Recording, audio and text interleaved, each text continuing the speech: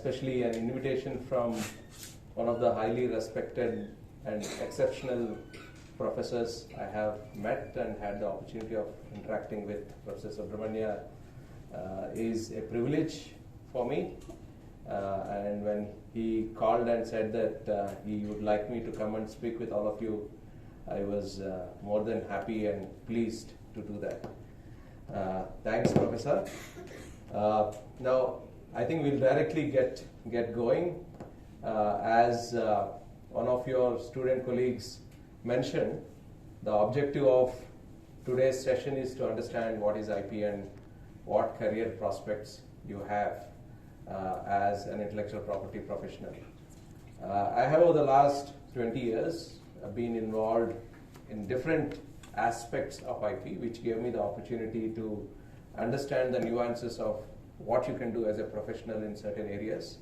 I will share some of that knowledge with you and hopefully convince you to consider IP as a career option. Before we begin, I would like all of you to take a poll. The objective is to understand how many among you are actually interested in IP in this group. Please don't feel forced to say yes if you are not interested. I think you, as a lawyer, you should have clarity in mind to put your thoughts forth very frankly and clearly. So Kavya, can you share the details? Kavya said the Instagram would be a good place to do a poll because all of you will be using Instagram according to her. So we decided that we will take it on Instagram. Hi everybody, it's good to be back home. Very good afternoon. So the first poll is put up on Instagram. You can check Banana IP on Instagram and just answer to the first poll. We've put up a few more.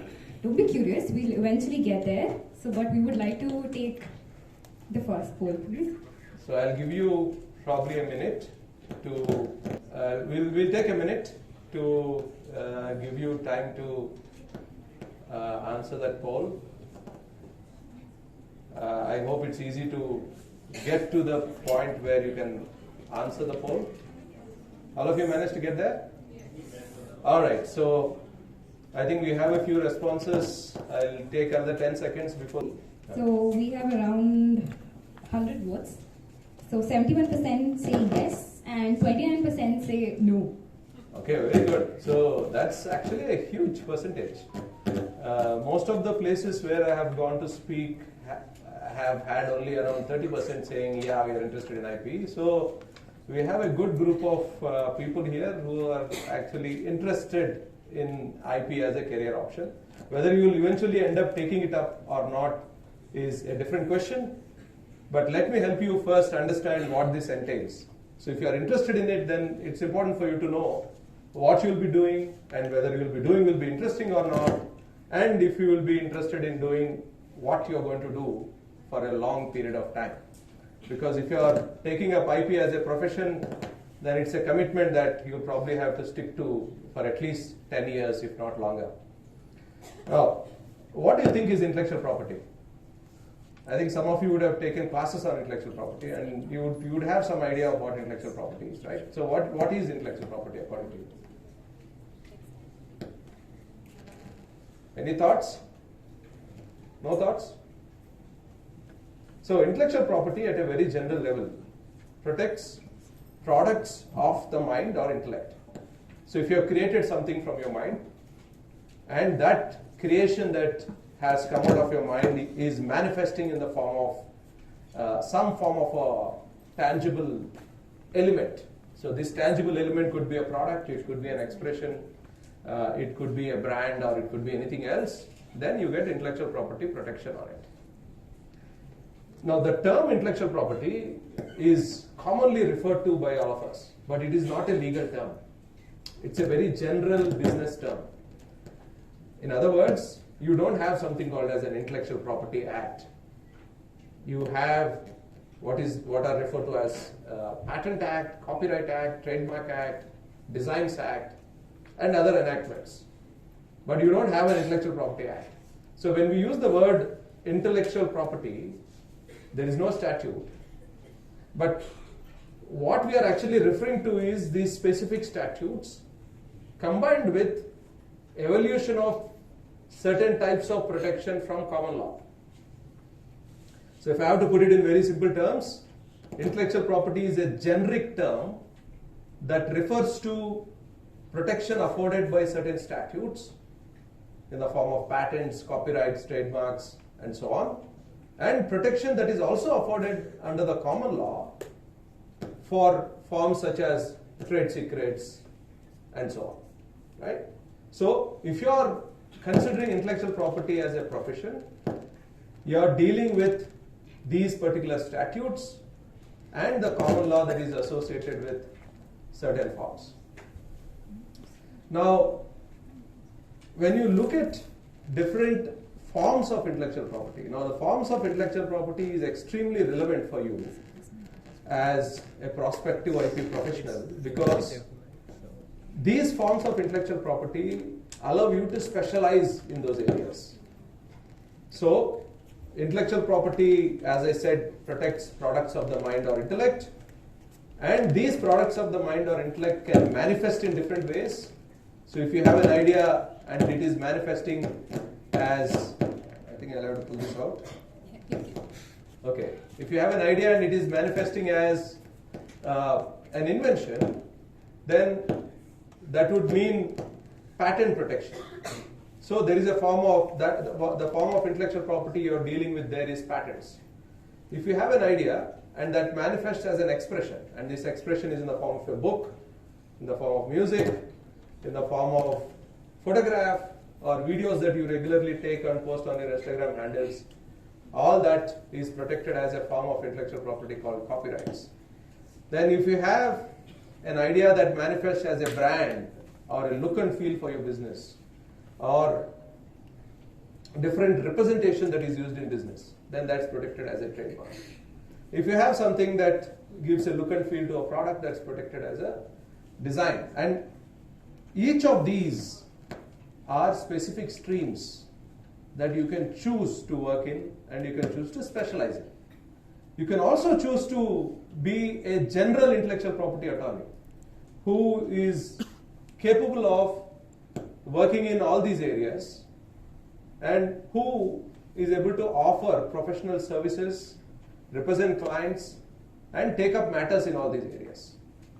Right? So the first question that you want to ask yourself, if you are wanting to be an IP professional, is, do I want to be a general IP lawyer who looks at all these areas and advises clients, represents clients, takes up matters in all these areas? Or do I want to pick one of these areas and specialize in one of them? Now, once you choose that, let's say once you decide what you want to be. Now, if you look at how the IP profession is structured today, there are a bunch of lawyers who offer IP plus plus. In other words, they say, I specialize in IP, I specialize in real estate, I specialize in corporate law, and so on. These are people who take up IP also along with other areas. They are not necessarily specialists. So they are working in multiple areas along with IP. There are people who say, I will work only in IP, but they won't say which specific area of IP is their specialization. While there are others, like how we do in our firm, who specialize in specific areas, who say, I want to be a specialist in patents, I want to be a specialist in copyrights, I want to be a specialist in trademarks, and so on and so forth. Right? So you need to make that choice. So what is it that you want to specialize in? And to make that choice, you probably want to get a feel of what each of them entail. I'll give you a view as a part of this session, but that may not be sufficient. You might want to experience it through internships. You might want to experience it through talking to people working in the field. Now, once you choose which of these areas you want to specialize in, you might want to think about what I want to do in these areas. Now, intellectual property is such a field that it is not purely related to only legal work. So if you want to be a typical lawyer, so what does a lawyer do? At least from my perspective of working as a lawyer for the last 20 years, what do we do as lawyers? Right? We are mostly playing around with words. right? These words may emerge from statutes. These words may emerge from the Constitution. These words may emerge from common law. Right? These words may also emerge from customs. But at the end of the day, we as lawyers play with words when we carry out our work to at least 70%. I am not saying all our work is about playing with words. So we are trying to understand words that are written in statutes. We are trying to interpret those words. And we are trying to give form and shape to those words in the context of specific fact contexts. Right? So there are specific fact scenarios. You are applying these words to those specific fact scenarios and providing solutions or representing clients, resolving disputes, and so on and so forth. So at the end of the day, you are dealing with words. Now, I am not saying that these words do not have a philosophy behind them. Every line in the Constitution, or every phrase in the Constitution, every provision in a statute, every line that is decided by a judge, which gives rise to common law, all of them have a philosophical underpinning. They have a reason. They have an analysis behind them. So, to understand these words, we are understanding that philosophy. We are understanding that reasoning. Right? And we are understanding those underpinnings. But at the end of the day, your job as a lawyer is to deal with words. Now the first question is, do you want to do that? Right? So if you want to be a lawyer, who is going to be in litigation or who is going to be in prosecution, then your primary job will be to deal with these words. But intellectual property as a field also offers you other options. Let's say you are not very particular about words. You really don't enjoy reading, reviewing, and interpreting words that much. You can choose the business perspective of intellectual property. You can say, I don't want to be a typical intellectual property lawyer who is going to be, dealing with these words and prosecuting, filing, and litigating and resolving disputes, but I want to be a business IP lawyer. So that's a possibility. So you can choose to be an IP lawyer from the legal perspective. You can choose to be an IP lawyer from the business perspective, which also entails the management perspective. Then what would you do as a business IP lawyer? Your job would be to help clients understand how IP fits into business, how it can help a business gain commercial and financial value, and in turn help that business succeed. Right? So that option is also possible.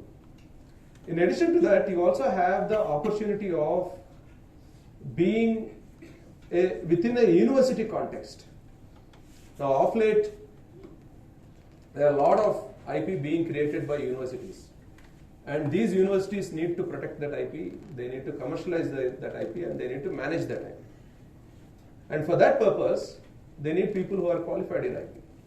You may not do that job, you may not do the very act of filing and prosecution and litigation and all that, but you can manage all that.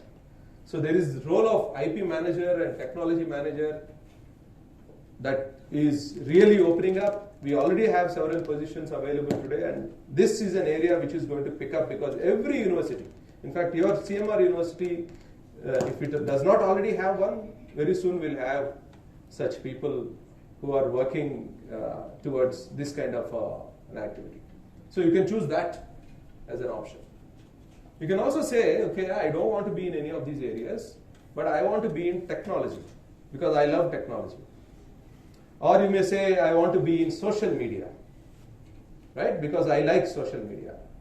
Now, there are certain areas of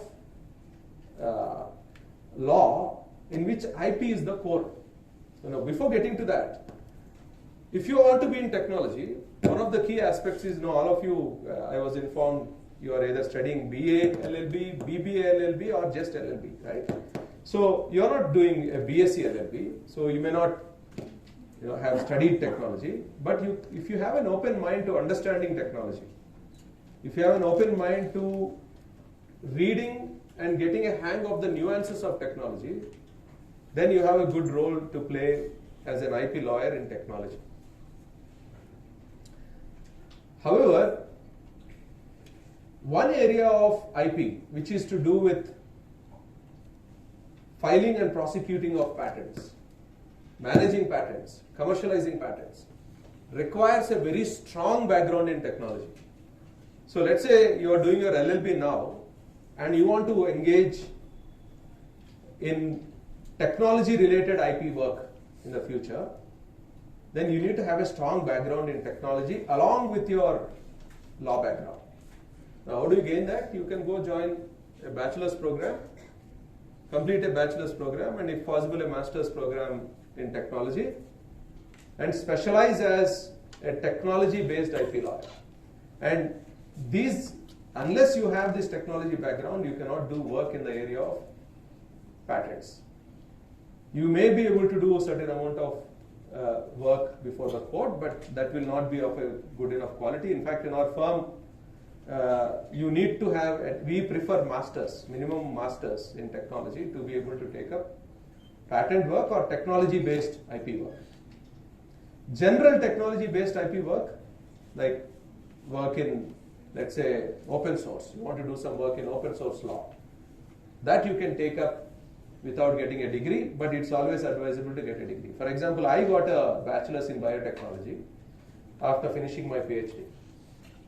And though I had about 1 year in medical college before I joined law, I still felt that that knowledge was not sufficient for me, so I got a bachelor's in biotechnology. And maybe moving forward, I may study, do a master's, provided my interest in technology sustains that long. Right? So this is another option that you have. So we looked at the legal perspective, we looked at the business perspective, university perspective, which is research driven, then we also looked at the technology perspective. Now I spoke earlier about certain areas where IP is the core. If you want to get into those areas of practice or those areas of professional work, because it need not necessarily be practice, right? Because I said you can be a legal IP professional, you can be a business IP professional, technology IP professional, or a research IP professional. So if you want to get into those areas, it's good to have a strong IP background in those areas. So what are these, some of these areas? So one area you can look at is entertainment law.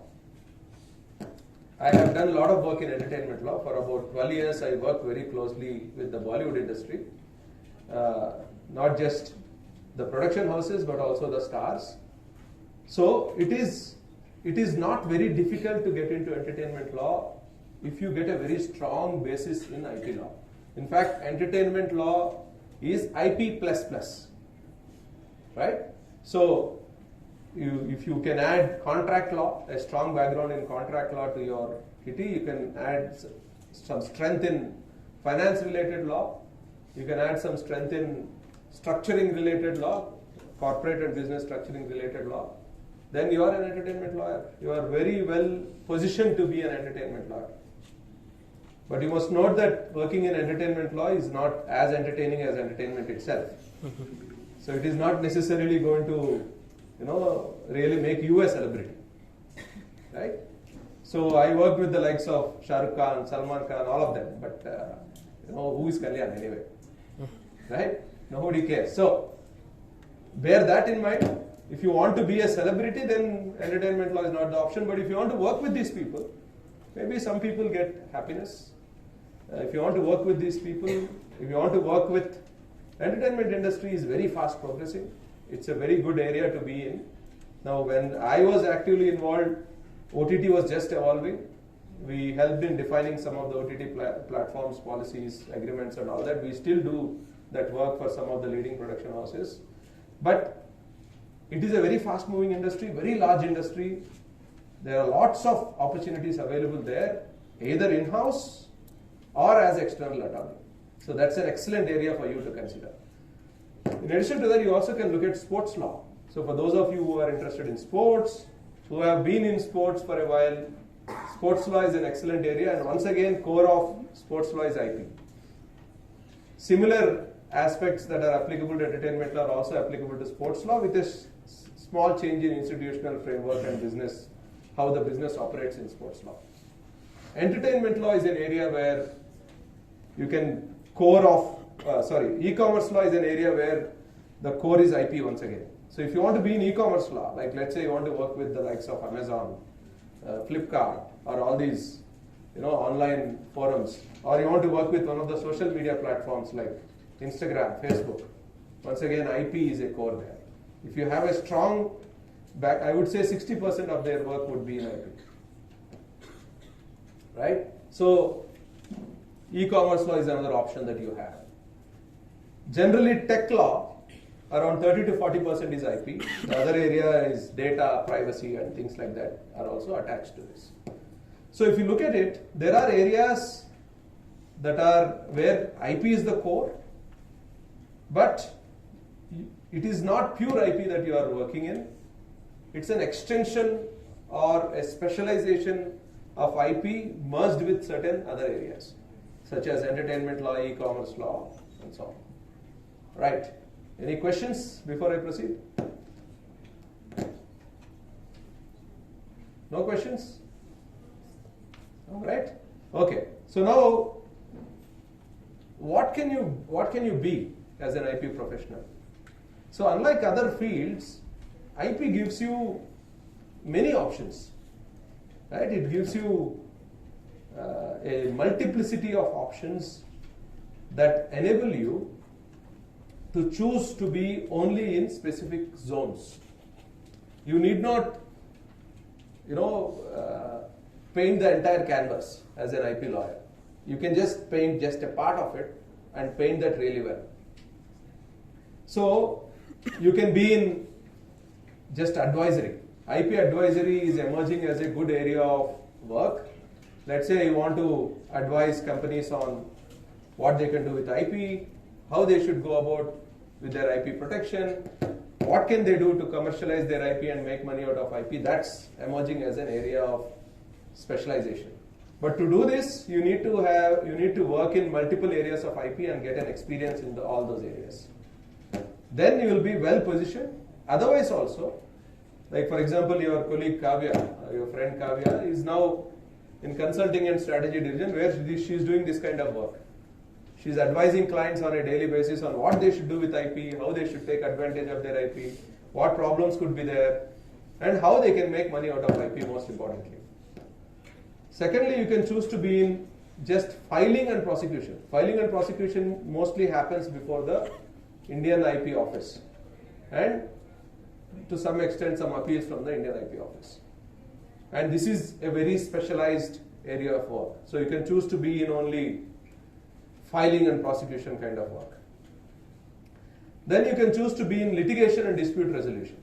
You can say, okay, I don't want to be in advisory or strategy, I don't want to be in filing and prosecution, but I want to be in litigation.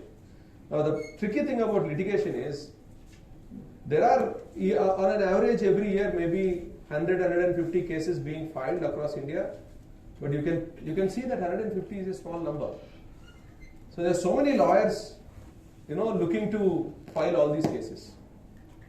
Right? It's a very competitive field, and lot of litigation happens in Delhi. Bangalore City Civil Court, Bangalore District Court is now emerging as a serious hub of IP litigation. So if you want to be in Bangalore, practice in Bangalore. Now the number of cases being filed before Bangalore courts is significantly increasing. But once again, the number of cases that are being filed are not significantly high.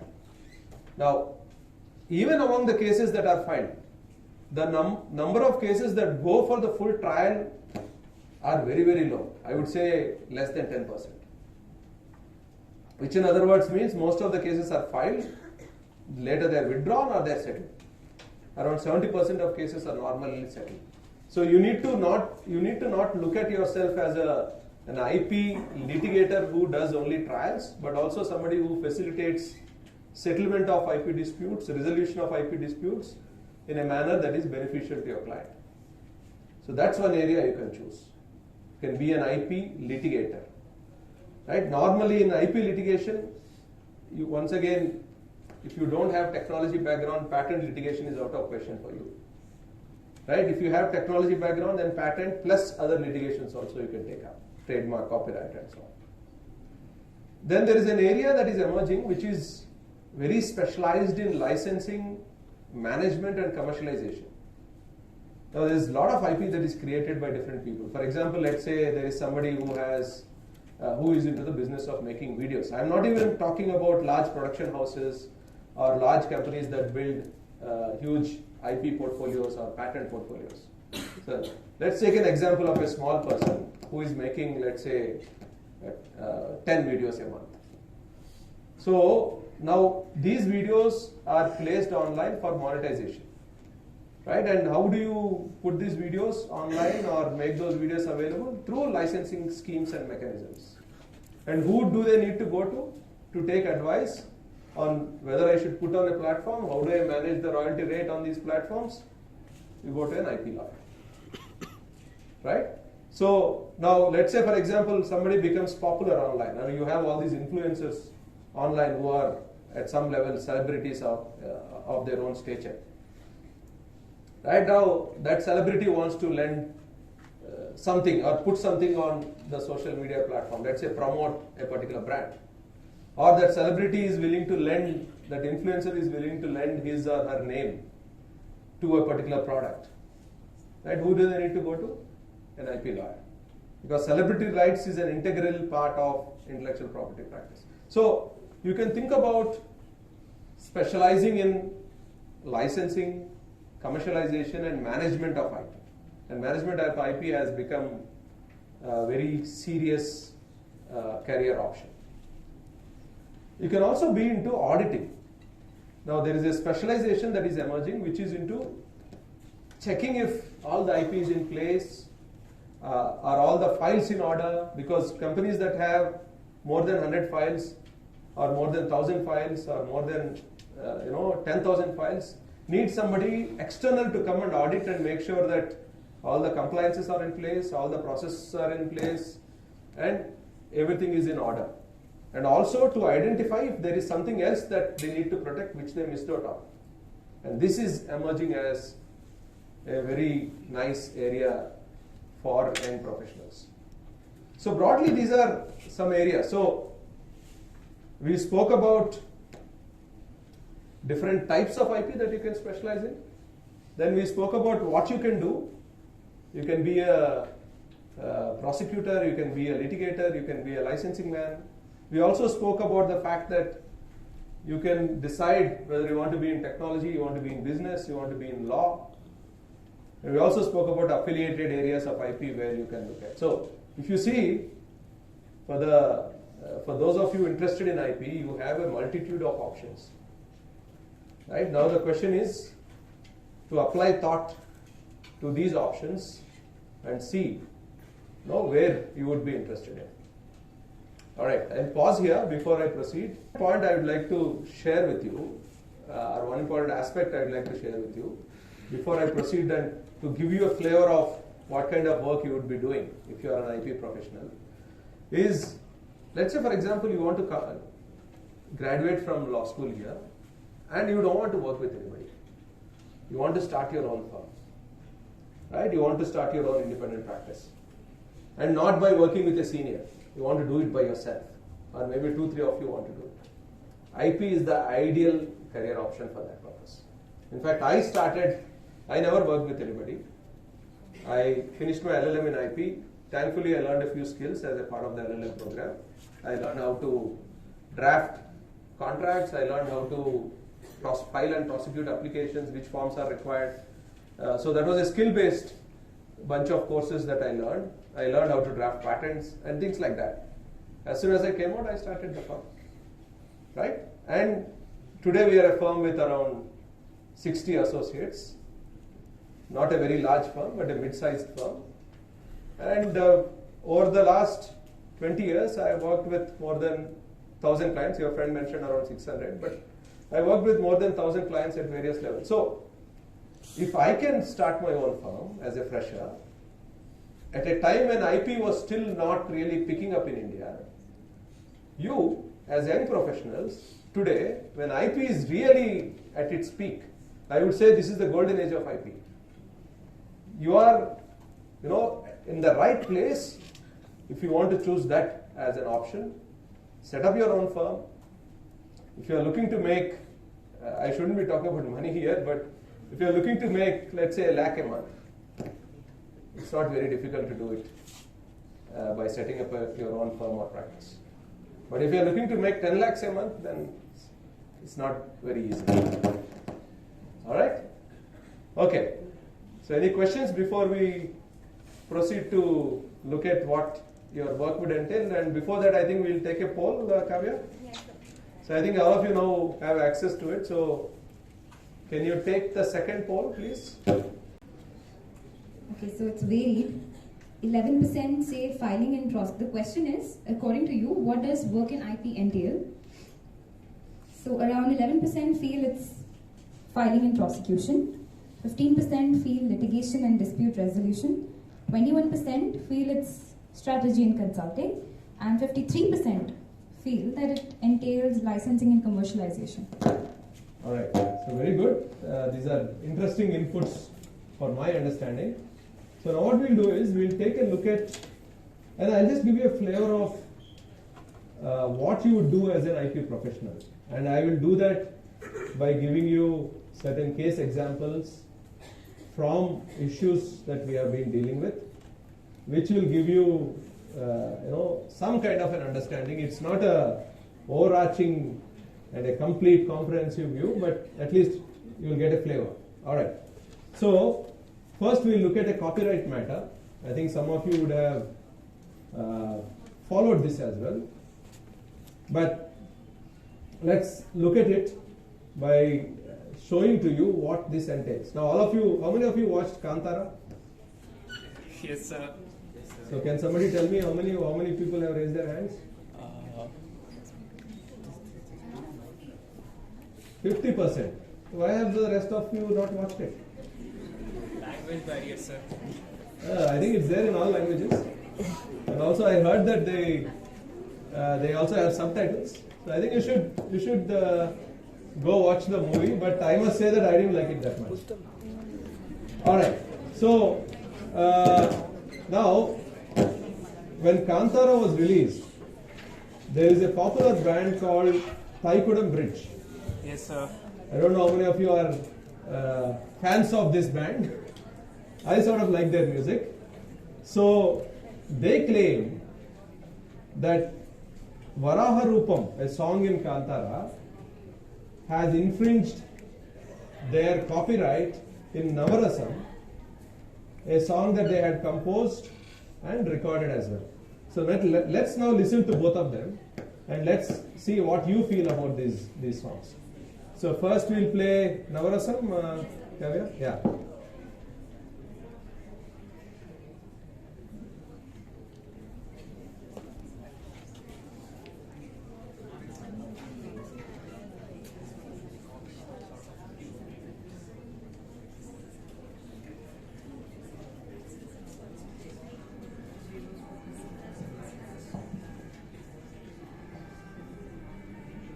This is Thaikudam Bridge.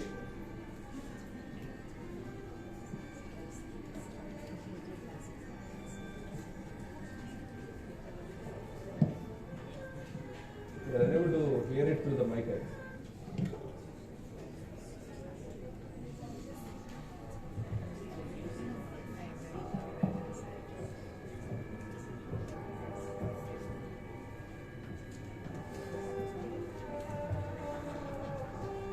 You can hear it?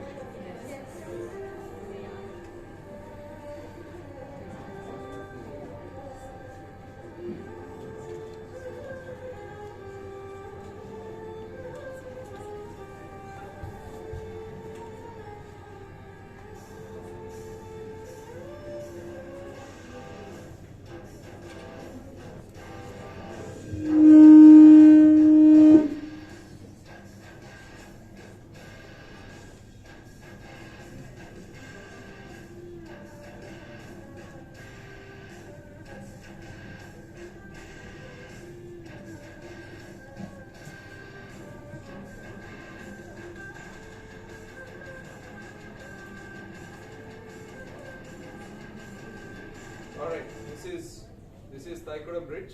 Now let's listen to Kantara.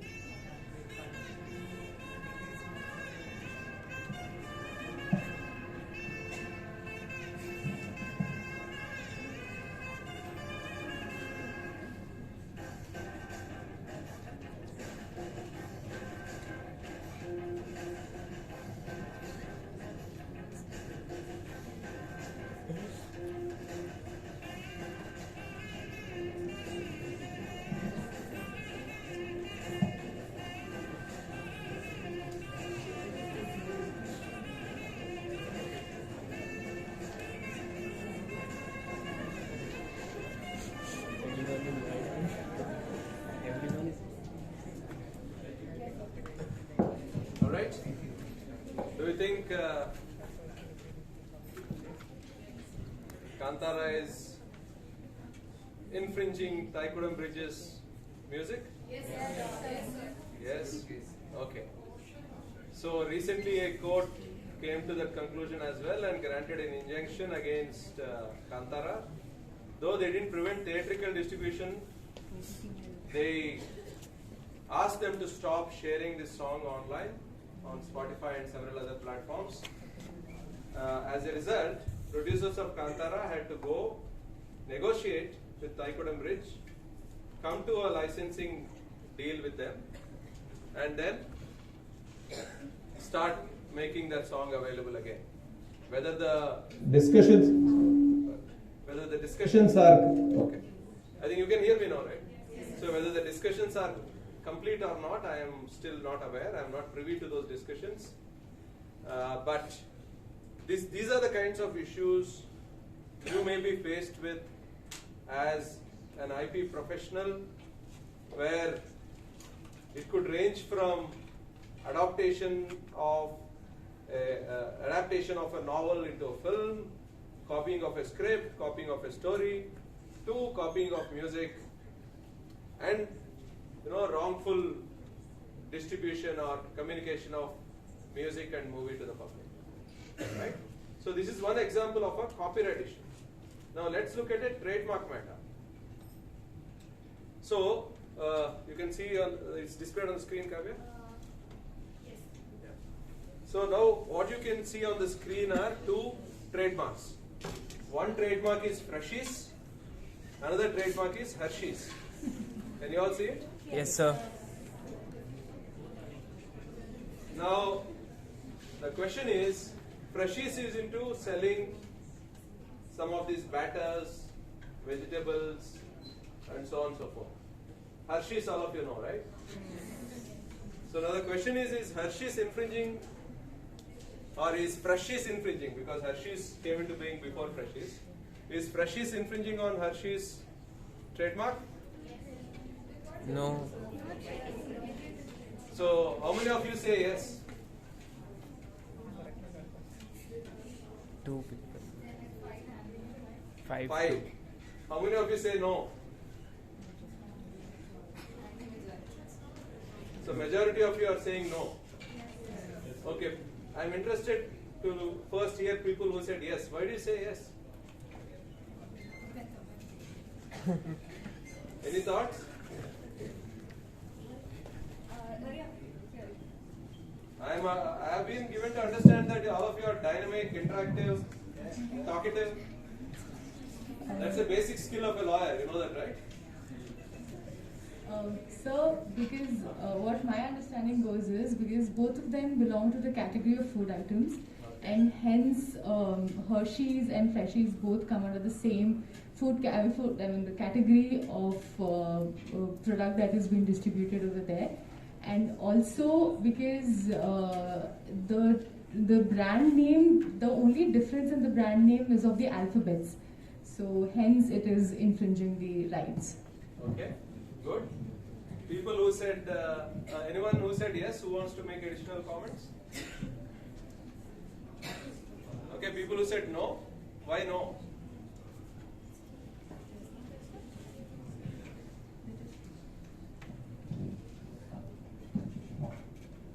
Good afternoon, sir.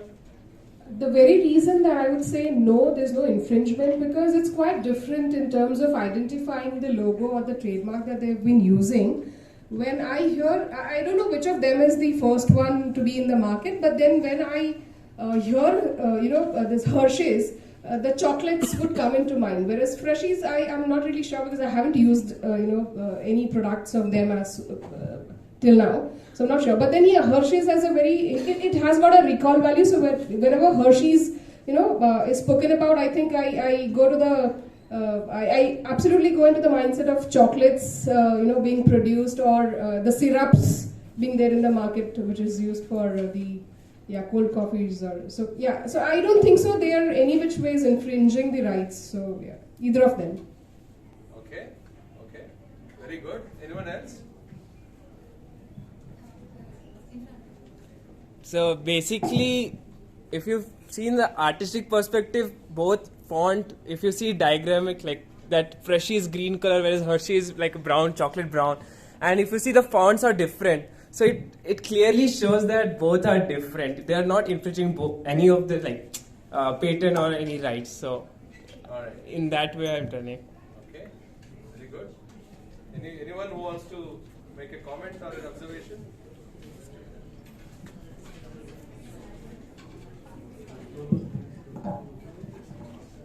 Sir, there is no confusion created between the two.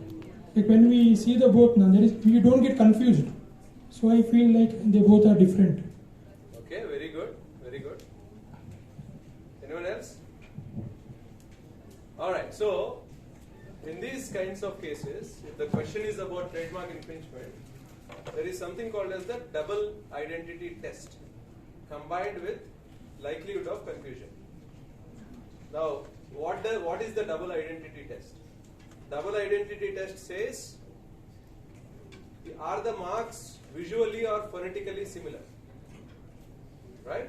So are they visually or phonetically similar? If it is yes, then are they applied to the same products or services? That is also yes. Then double identity test is satisfied. So when you say same, it could be similar also. Are they identical or similar? Right? So phonetically or visually identical or similar? Are the products identical or similar? Then, if the double identity test is satisfied, is there a likelihood of confusion among consumers? If, when you look at these two trademarks, in the context of the products to which they have been applied, are the consumers going to be confused? Now, to decide whether consumers are going to be confused, you need to decide who is this consumer. Under the law, the general standard that is applied with certain exceptions is the consumer is a person with average intellect and imperfect recollection. So would a consumer with average intellect and imperfect recollection, when such a consumer looks at Hershey's and Freshies in the context of the products they are used for, would that person be confused? Right?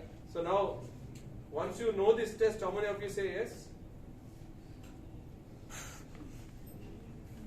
Only one. So I believe there are withdrawals from the yes side. How many of you say no? Majority of them. Or the rest of you, how many of you really don't care? I'm sure there will be some. Like, why am I sitting here and listening to this guy? All right. Okay. So let's look at one more example. Now, I mentioned to you that another form of intellectual property is designs, right? Now, designs is emerging as a very important form of intellectual property. Until 5 years back, it was actually disregarded. Nobody used to give a lot of value to this. There was not a lot of litigation also, but that is changing drastically over the last 5 years. That has already changed, and it's changed. The change is continuing. So what you see on the screen is a design of a company called Travel Blue. Those of you who have taken flights and have picked up these neck pillows in the airport would have noticed this brand there, right? It's quite a known brand in airports. In fact, I have one of these, which I realized belongs to this company after we came across this case. So this company has registered its design, right? So then another company by the name Peps. Have you heard of Peps? Yes. So what do they sell? They're into mattresses, but they also sell neck pillows. So they started selling the neck pillows that you see on your screen. So Kalyan, you're showing the, yeah. So now the question is, Travel Blue sued Peps, right? So now the question is, Travel Blue has registered its design. Okay, it has acquired a registration over its design. Now the question is Peps liable for copying that design? Okay, now I'll show you a slide which is comparing these two designs next to each other. Somebody said yes already, but take a look at the comparative pictures. So I'll give you a moment to mull over it. So this is the front view. Go on, go on. Yeah, and this is the bottom view. One is questioning, one is not questioning. So, I'll give you a few seconds to mull over this.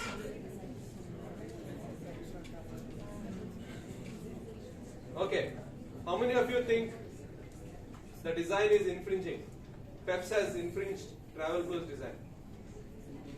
Raise of hands. So around 11, 12 people. 11, 12. How many of you think Peps has not infringed Travel Blue's design? Around 7. So, we have what, around 100 people in this group? So, all the others are like, not again. Right? I don't want to be answering these questions again and again. Alright, okay. So, let me tell you the test. In case of design infringement, now see, in each form of IP, there is a different guy who comes into being. The fictional character taken from social reality, who is put in a position by the judge in his mind to decide whether there is infringement or not. So in this case, these two designs have to be seen from the point of view of an ordinary viewer. Okay, this is the standard of an ordinary viewer. Right? So you would have come across reasonable, prudent person, ordinary person, probably in tort law and other laws. Right? So here it is an ordinary viewer. Now the test is, would an ordinary viewer, in terms of look and feel, when he looks at both the products next to each other, consider one product as substantially similar to the other? That is the question. So now, yeah, so you are saying yes. So all of you are ordinary viewers, let's say for a moment.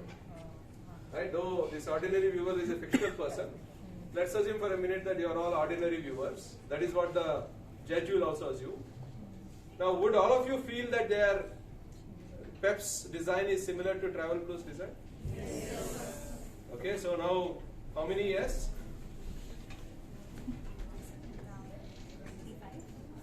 Okay, we still have only 25 out of 100. How many no?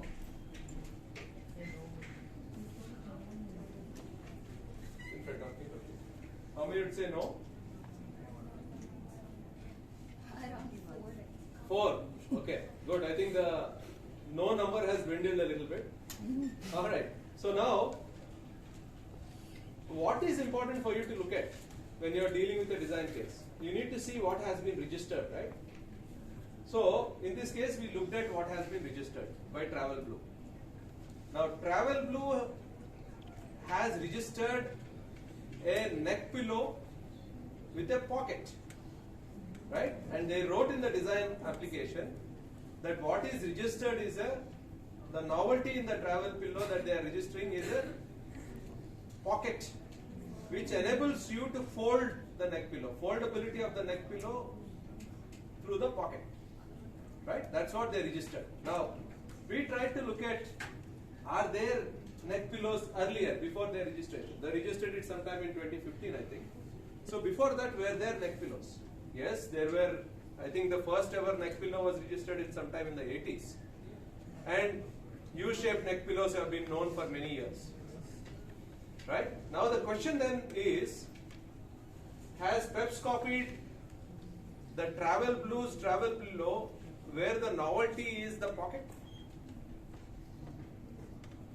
No. So how many of you now say yes, it is infringing?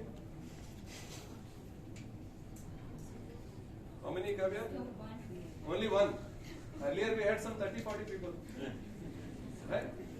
So, the point I am trying to make here is, I know I have added a few facts for your, which were not available for your benefit earlier. Having said that, these are the kinds of nuances you need to look at. You are not just looking at what you have registered, but you are also looking at what was available before the registration. So there is something called as the conceptual severability test, where you separate out what is available from what has been registered and compare only the separated out portion. And this is a notional exercise. So let's say U shape is already existing. Then the Travel Blue's pillow registration will not cover the U shape. Let's say the contour on the travel pillow is already existing, then that will not be covered in the registration. Right? remove those aspects and then compare. And if those aspects are present in the pillow that is alleged of infringement, then there is no infringement. What has to be present is what is not pre-existing and what you are claiming as your novelty in the design. So these are some of the nuances that you will probably be dealing with if you start practicing as a design attorney and start looking at designs. But one interesting aspect that has emerged of late with respect to designs is, courts have said that though you have a design registration, you can also claim rights over the shape of a product through trademarks. So trademarks can be of different types. It can be a name, it can be a word, it can be a logo, it can be music, it can be movies, it can also be shape. Right? So shape can be your trademark. So now, when does shape acquire trademark protection? Now, if shape acquires trademark protection, can I sue somebody for both design infringement because I have a design registration and also for trademark infringement and passing off? Right? So these are questions. Sir, if I may interrupt. Yes, please. So my question would be from an artistic point of view. Right. As a child, I got to know about Picasso's works of art through the inspired works of his art that I saw in many churches or in many sacred places across my childhood, where I've lived in my childhood days. So if, for instance, if Picasso had patented his works of art when he did bring it out, I believe I would never have been able to witness what he has done or his artistic brilliance in today's world. So what I'm trying to say is, I have heard Navarasam and the song that has been copied in Kantara, and Navarasam portrays 9 emotions, and mainly the song that has been copied in Kantara mainly talks about the Theyyam culture of Kerala. And the song that has been copied in Kantara talks about Karnataka's tradition, I believe. So this is my personal opinion, sir. I believe the main intention of art would be to propagate stories or culture like it has been since the earlier days. Like stories or artistic paintings or music has always been to propagate stories among the nations or among many people. So by encouraging patenting or by encouraging this patenting act, are we not actually limiting the propagation of a certain art towards the variety of the world? Are we not actually limiting the excellence of the art just to a small group of people? Because then again, it comes down to the talk about money and not about the actual intention of propagation. Like Thaikudam could have filed a case because their video on YouTube has received a lesser number of viewership in terms of what Kantara has received. Even then, the actual essence of Navarasam, which was Thaikudam's production, is propagated among manifold. So if they were able to concentrate on the actual intention of the art, which was to propagate the art's essence, I do not think there is a problem in the entirety of inspiration and plagiarizing. So are we not limiting the what is the word? I'm not getting the word. Are we not limiting the actual possibility of the art by promoting an infringing culture amongst the youth? Also, sir, just to follow up on that question, what would be the line that you would be drawing between inspiring and between being inspired and plagiarizing a content? Okay. So very good question. It's a philosophical question, right? So now his question goes to the root of whether we need intellectual property protection or not. Now, why do we need intellectual property protection? There are umpty number of rationales and philosophies that are for and against. Now, if you look at the latest research that has been done with respect to whether intellectual property protection is good or bad, right? We don't have sufficient evidence to say that it is good. Neither do we have sufficient evidence to say that it is completely bad. right? We are somewhere in between. But as professionals who are in the field of intellectual property, where do we stand now? Now, India is a member of several international conventions, treaties and agreements. And as a result of being a member of these international conventions, treaties and also being a member of WTO, we have no option but to have an intellectual property regime with certain strength implemented in our country. So intellectual property protection is here to stay, right? It's not here to go in the next at least foreseeable 30, 40 years at least. By then maybe philosophies may change and the whole intellectual property regime may be overhauled and removed. You do not know. And though we can discuss philosophy here, but I am not going to get into it because it could take a very long period of time. Now, I can say one thing though, whether stopping somebody from copying your music is good or bad is a question that depends on the perspective of the person. Now, Thaikudam Bridge is constituted by a bunch of musicians and it is their philosophical underpinning. It is their understanding of what IP means to them and what they want to make out of IP. That will decide whether they want to go after Kankanala or not. There are many instances where music has been copied and blatantly copied, but people have not gone after it. There are also instances where people have copied and they have gone after it. Right? So I am not getting into the nuances of whether this is copyright or patent. Music is protected as copyright and not a patent. So therefore, now the question of whether giving intellectual property protection with respect to creative work or intellectual products, is that going to in any way stop creativity from progressing? Is it going to stop people from being inspired to create more work? Scholarship is divided on this. While a group of people, which amounts to around 50% say yes, there is another group of people which is 50% who are saying no. So our friend here who asked this question obviously belongs to the S category, where he believes that enforcing intellectual property is not good for the society.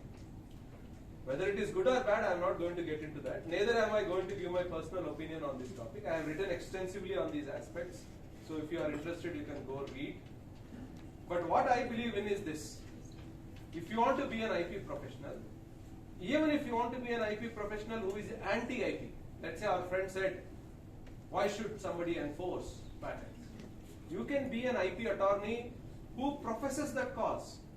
If somebody is enforcing IP, you can be on the other side, represent the person against whom this IP is being enforced and bring out all these philosophical aspects. If you are not party to the suit, let's say neither of the parties hires you as an attorney, you can go as an intervener and you can present your case. You can say that IP is not good, especially in this particular type of context, IP should not be enforced and put your case forth. So even people who do not have a very strong feeling that IP is going to help creativity or IP is not going to help progress of science and technology, have a career option. This is a place where everybody has an option. For example, I have a bunch of friends who practice primarily Creative Commons law. Right? I didn't talk about it. They practice Creative Commons and open source law, and they do only that. So what is Creative Commons? Creative Commons is a movement which encourages artists, musicians, movie makers to make their work available to the general public while asserting their copyrights. They are not going to say, I am not going to claim copyright on this. They are going to say, I have copyright in this, but I have decided to make it available for free for everybody. Right? Only condition that I have as somebody who has made works under Creative Commons is, don't remove my name from that work. You copy this work, but say that it belongs to Kalyan. Right? Attribute it to me. So this is Creative Commons movement. So I don't know your name, whoever asked this question. Yeah? Philip. Yeah, good name. So, so Philip, you can be a Creative Commons attorney if you want to be in the IP profession. You can be in an organization that represents the public interest angle of IP if you want to be in the IP profession. So you have a choice to be in the IP profession by taking up these kinds of causes. You don't need to necessarily be on the IP owner side. You can also be on the side of the people who are defending against IP owners, right? So now, personally, I take up both causes. For example, there is a recent issue where the question was whether using of music as part of marriage ceremonies is IP infringement or not. Is it copyright infringement? So my take on the matter was very clear. It is not copyright infringement because you cannot stop people from using music as a part of marriage ceremonies and festivities, and you cannot disturb them. And fortunately for us, a professor from National Law School, Professor Arun, was asked to give an expert opinion to the Delhi High Court, and he gave an opinion in these lines, right? So within IP also, there are areas where you probably want to say no, IP cannot extend to these areas. There are areas where you say yes, it should extend to these areas. All right, any more questions? Okay. Yeah, one more question? Yeah, please. How far can I go? Okay. Hi sir. So I was watching Shark Tank recently. Shark Tank, okay. And in that, most of them are just baby products and like very initial investors of products. And they keep coming up with the... You can start putting patent pending on your products. Okay? And therefore, when you appear in shows like Shark Tank, it is advisable for you to file and go there, because if you disclose your idea, everybody is going to come to know, they may just copy. Now, once you file your patent, what happens is the patent application gets published. Normally, it gets published within 18 months, but you can also apply for what is referred to as early publication. So, in India, if you apply for early publication, it can get published in as short a time as 2 weeks. The rights with respect to your invention or the patent, or the invention with respect to which you are planning to claim a patent, will start from the day your application is published. But you cannot file a suit until the patent is granted. Now let's say somebody copies this idea while the patent is pending, then later the patent is granted, then you can file a suit retrospectively saying that this person has infringed my patent rights during the pendency of the patent, and for that this person has to pay me damages. And obviously you cannot go for injunction for what has happened earlier, but for future copying of that invention, you can get an injunction. Okay, any more questions? All right, let's look at the last. Yeah, one more question. Very good.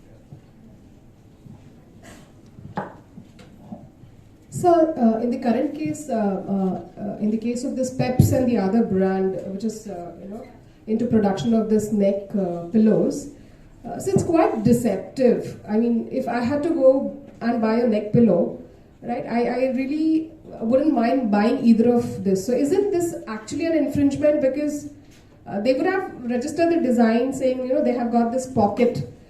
But then knowing the fact that, I am a flyer all the time. And originally, I mean, even the packaging, even the fabric that they chose is quite similar to what the other brand is using. So it's very, very deceptive. So has the other brand won the case against Peps? Incidentally, we are representing Peps, so we wouldn't want to. Sorry for these questions. No problem, but that's a good point you're making. It's very simple, right? I'll be unbiased about this. So it's very simple. Now the question is, the fabric or the color of the fabric is what you're looking at, I believe. So is the color a common color, or is it a color that is unique to Travel Blues pillows? Question number one. So question number two is, now what exactly is Travel Blue claiming rights over? Right? Is it claiming rights over the entire neck pillow along with the pocket? Or is it claiming rights over specifically the pocket that forms the integral part of the neck pillow?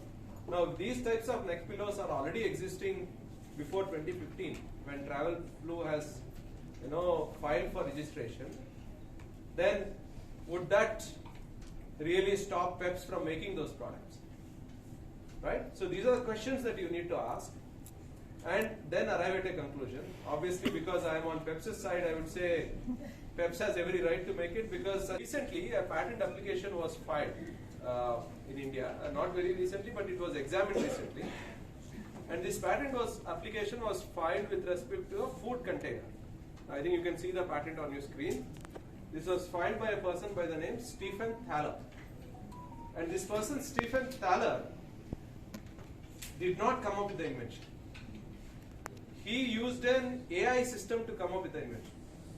And the name of the AI is DABUS, which is a device for autonomous bootstrapping of unified sensors, right? So DABUS is actually a device, and this device created this invention, but he has filed a patent. Do you think he should get a patent? Can you claim rights over an invention that a machine has created, that artificial intelligence has created? Yes. Why?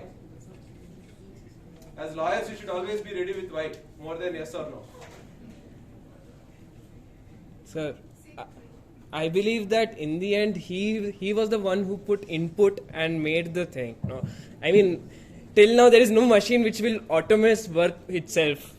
He has made his own, like, any input. That's why he made that product. So he should get a patent. So let's say, for example, all of you put videos on Instagram, YouTube, wherever, right? So all of you are on Instagram? Yes. So you took the poll, so you must be. So let's say, for example, you put your photograph on Instagram, okay, or your friends, whatever, something you put something up on Instagram, some photograph or video or something. Then nowadays there is this auto captioning facility, right? Does Instagram have it? Many other platforms have. YouTube at least has it. So let's say you tick that button and there is automatic subtitling or captioning that happens. Are you going to hold rights on that? The content that is created? Yeah. Yes. Because you are the original creator of the... Yes. So how many of you say yes? Stephen Thaler can file for a patent over something that is created by another machine? Support. How many of you say no?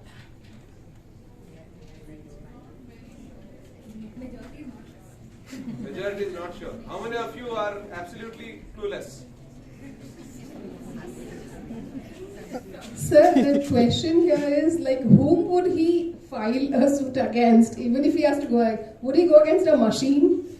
I mean, it's a human creation at the end of the day. So again, how would he even institute this suit?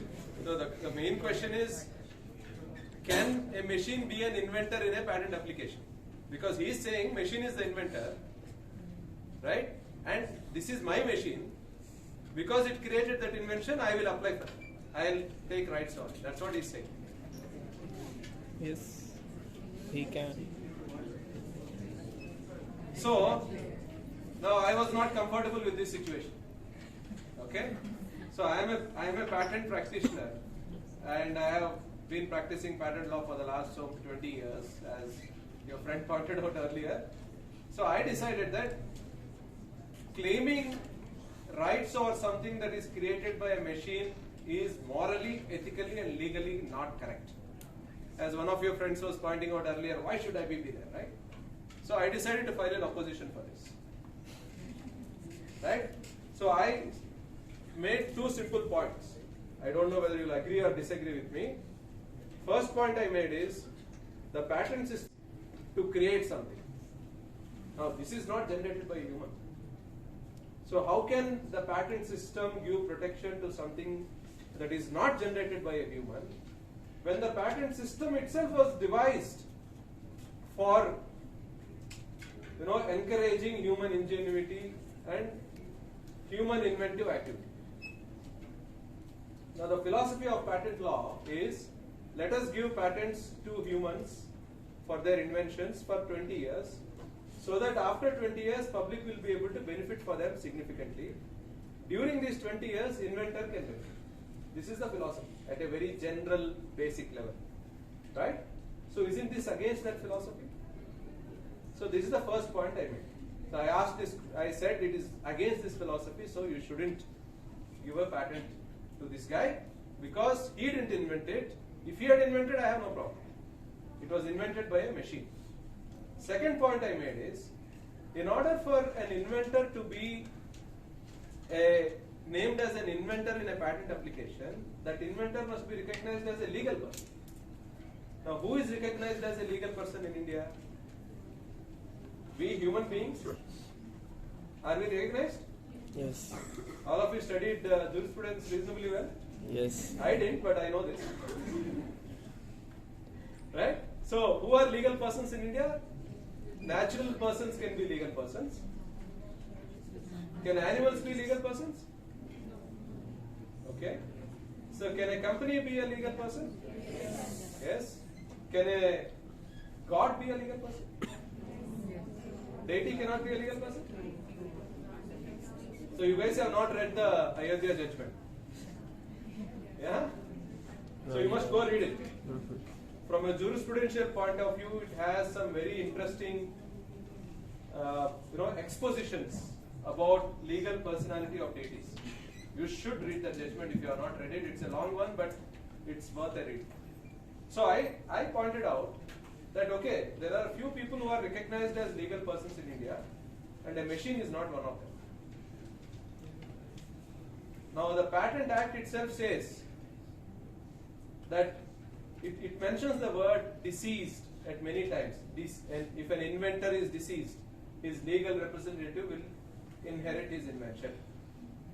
If an assignee is deceased, the successor in interest will inherit the invention. So I said, whatever is mentioned in the Patents Act clearly indicates that whoever is an inventor has to be capable of dying. Can a machine die? So, firstly, legal personality has not been given to machines, and secondly, a machine cannot die. Of course, you can destroy the machine, but will they give a death certificate? If you throw your phone in the well, will you get a death certificate for your phone? Of course. Please don't throw your phones at me. Because then you may get a death certificate. Alright, so therefore I said that this should not be permitted. So this is, how many of you think I have some valid basis?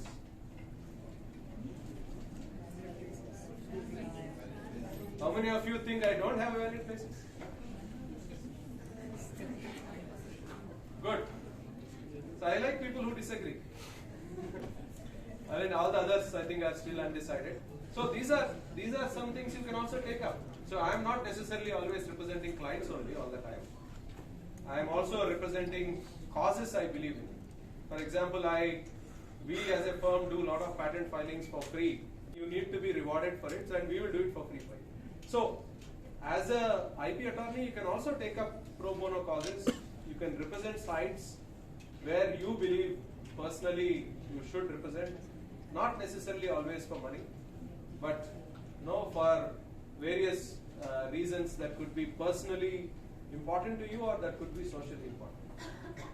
That's pretty much it from me. So I am done. I think I have said what I have to say today. If you have any questions, I will take them. Any general questions about anything, right? About work, if you want to take up the IP profession. So sir, I have a question. Sure. You mentioned the patent case that we were talking about just now. You mentioned that you can't file a case against an AI. AI is not a creation of a man. But in order for you to even create artificial intelligence, there's a lot of coding that goes behind it. So if Stephen, for instance, he's the one who coded using any of the programming languages, he made the artificial intelligence, the program. That program has generated an output which maybe helps him with his invention. So shouldn't he get patent over that? Because ultimately it's his program who got him the invention. So that's a very good question. In that case, he should have named himself as an inventor. So he has used this program as a tool to create an invention, which means he is the real inventor. So name himself as an inventor, I wouldn't have had an objection. But he is naming a machine as an inventor. That is a problem. Now, another question that which you validly raised, which is important for you to think about, is, let's say for example you give an input and the program gives you an output. This is a predictable output, right? In that case it is not very difficult to say who is the inventor. But let's say you give an input and the program gives you an output which is not predictable. In that case, can you take credit for it just because you created the program? You can take credit for the program. Right? At the end of the day, today all AI systems are programs. Though they give you the shape of a robo and all kinds of things, the back end is a program that enables all of this. Right? So for creating that program, you take benefit, you are the inventor. But whatever the program creates, which is not in your control, do you have rights over that? That's a question. It's a philosophical question. People are debating about it right now. Whether rights should be given on it, if they are given, to whom they should be given, are all questions that are being hotly discussed. Right? But one thing is for certain in my mind, you may disagree with me on that. It is that you shouldn't take credit for something that you have not created. Right? As an individual, from an ethical and moral point of view, it doesn't make sense to take credit for something with respect to which you are not a creator for. I have another doubt, sir. So usually what happens as a litigating lawyer who goes into litigation, obviously, you don't earn pretty well. But then you also mentioned under IP you can become an litigate. You can also have IP litigation. So do they also tend to earn really less, or is there a good scope with respect to salary wise? Yeah. So see, as a litigator, if you are working under somebody, I don't think you will be paid very well as an IP litigator. But general IP litigation fee itself is very high. So if you are practicing individually, say on an average, just to give you an idea, the cost of an IP trial before a district court is something like 5 to 7 lakhs. And if you are litigating individually, all that money goes to you. Right? And people are willing to pay this kind of fee. So which means, it is not really that bad. But if you're going to work under a senior, it obviously depends on what the senior is going to pay you. I personally do not go to courts for various accessibility issues. I decided early in my career that I don't want to be going to courts because there are too many accessibility barriers for me to be able to practice independently. So therefore what I do is I appear before tribunals, which is the IP office, or tribunals where you appeal from IP office to the IP division of a particular high court. There I appear. However, when it comes to court litigation, I strategize, draft all the documents, claims, written statements, and give it to the litigator to argue. So that's what I do. But I have a colleague who actually directly goes to court. It is quite reasonably, lucrative compared to other areas of litigation. Any more questions? Okay, so we have a poll left. So there's a question. Yeah, please.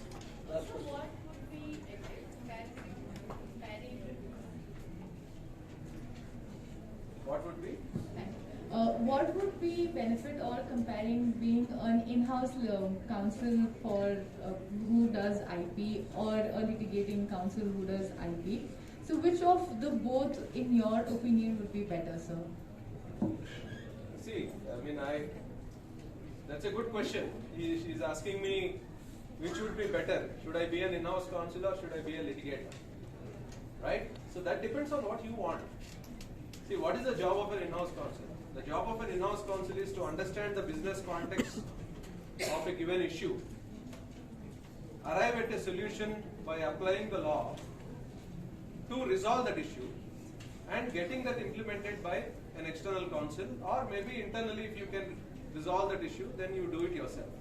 Mostly it will be done by an external counsel. If you are happy to do such a thing, where you want to play primarily the role of a coordinator, where most of the work is done externally, most of the strong legal work is done externally. Internally, you are mainly giving legal advice, providing inputs, ensuring that the business goals of the company are achieved through IP law in the manner that the company wants to achieve them. Right? If you like that kind of a role, in-house counsel is a good, very, very good option for you. The advantage of being an in-house counsel is it is 9 to 5 job. You can happily go to work at 9, come back at 5, get your salary every month, no tension. You can chill at home rest of the time. You have your weekends for yourself, there is no problem. On the other hand, if you be a litigator, you will be doing a lot of dispute resolution, lot of filing of cases and litigation which are normally very time driven. In IP, 1 or 2 days of delay can result in serious damage to your client, right? So you are always on your toes as an IP litigator. The work is exciting, but you are always on your toes. This is not a 9 to 5 job. You cannot go to your office or to the court at 9 and come back at 5 and say I am done with the day, right? And you don't know how much you are going to get every month. It varies from month to month. You may end up making much more than the in-house counsel, but that may not necessarily be with the freedom of time and latitude that you get as an in-house counsel. So both are good. You need to decide what you want. As a youngster, maybe it makes sense to be in litigation and then later, after 5 or 6 years of litigation, I am not suggesting that litigation is the only area. It can be in filing and prosecution or any other area also. But you can practice IP, actively and then go for an in-house counsel job. That would be my advice if you were to ask me. But otherwise, I think you are the best judge of what you want.